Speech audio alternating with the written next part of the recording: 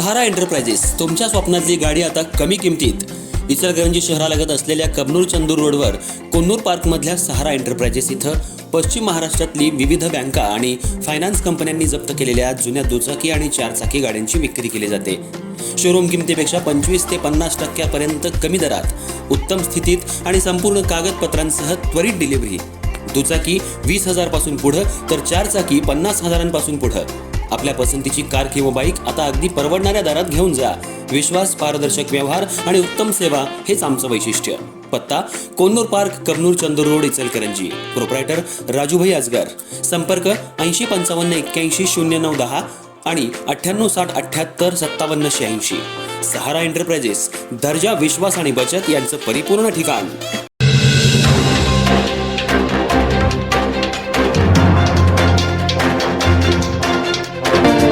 इचलकरंजी शहरातल्या प्रभाग क्रमांक 14 मध्ये नव्यानं उभारण्यात आलेल्या उद्यानाला माऊली उद्यान असं नाव द्यायला महापालिकेच्या सर्वसाधारण सभेत मंजुरी देण्यात आली.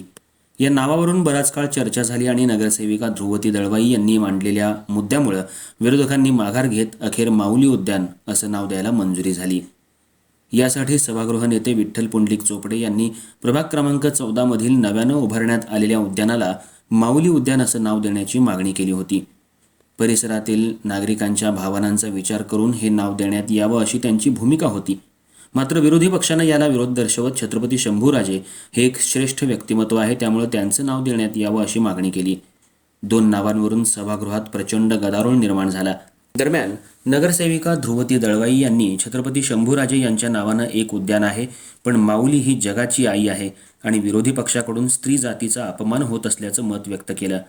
यानंतर विरोधी पक्षानं आपला ठराव मागं घेऊन नगरसेवकांनीही या नामकरणाला सकारात्मक प्रतिसाद देत अखेर या उद्यानाच्या माऊली या नावावर शिक्कामोर्तब झालं.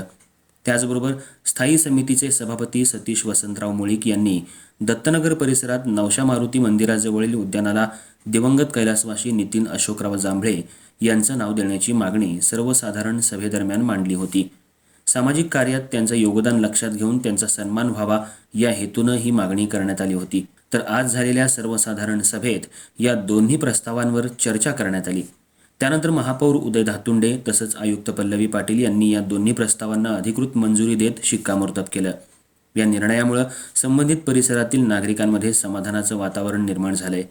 नव्यानं विकसित झालेल्या उद्यानांना अर्थपूर्ण आणि भावनिकदृष्ट्या जोडलेली नावं मिळाल्यामुळं शहराच्या सांस्कृतिक ओळखीला बळकटी मिळणार असल्याचं मत व्यक्त केलं जात आहे.